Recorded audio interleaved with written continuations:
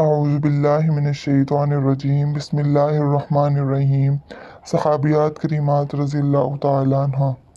حضرت سنان رضی اللہ تعالیٰ عنہ کا تعلق بنو اسلم قبیلے سے تھا۔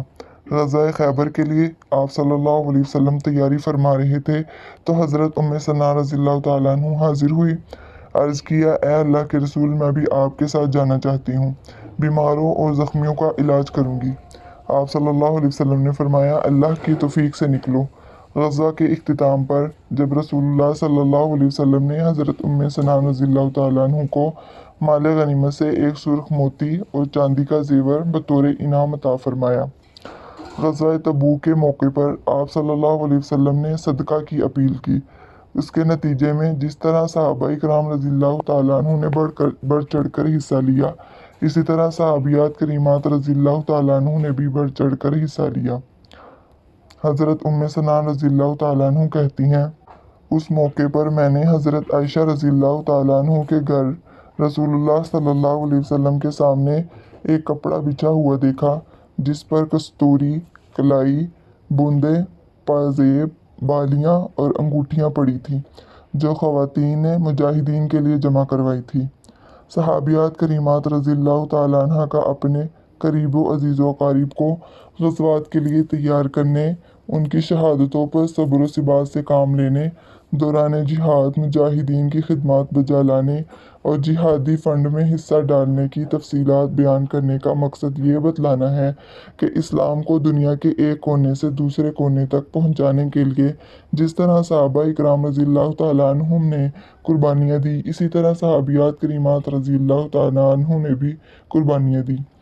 1400 سال بعد آج ہمارا دین، ایمان اور صالح ایمان جس طرح صحابہ کرام رضی اللہ تعالیٰ عنہم کی محنتوں اور کوششوں کے مرہون منت ہے، اسی طرح صحابیات کریمات رضی اللہ تعالیٰ عنہ کی محنتوں اور کوششوں کے بھی مرہون منت ہے۔ اللہ ان سب سے راضی ہو، آمین۔ آغاز اسلام میں بھی صحابیات کریمات رضی اللہ تعالیٰ عنہ نے صحابہ کرام رضی اللہ تعالیٰ عنہم کے قدم بقدم کفار مکہ کے ظلم بڑے صبر و ثبات سے برداشت کیے۔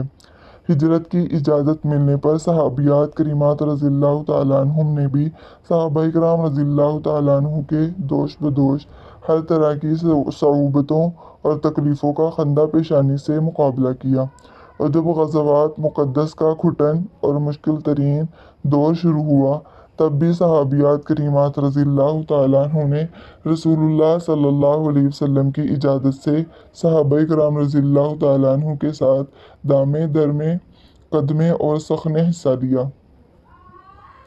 صحابیات کریمات رضی اللہ تعالیٰ عنہ کی سیرت طیبہ میں خواتین اسلام کے لیے سبق یہ ہے کہ دین اسلام کی سربلندی اور غلبہ اسلام کی جدوجہد میں انہیں بھی اسی طرح جدوجہد کرنی چاہیے جس طرح مرد کرتے تھے۔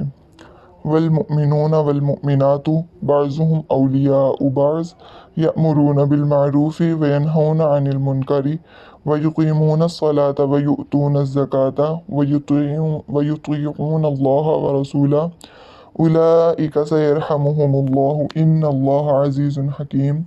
ترجمہ: مومن مرد اور مومن عورتیں ایک دوسرے کے رفیق ہیں، نیکی کا حکم دیتے ہیں، برائی سے روکتے ہیں، نماز قائم کرتے ہیں، زکوٰۃ ادا کرتے ہیں، اللہ اور اس کے رسول کی اطاعت کرتے ہیں۔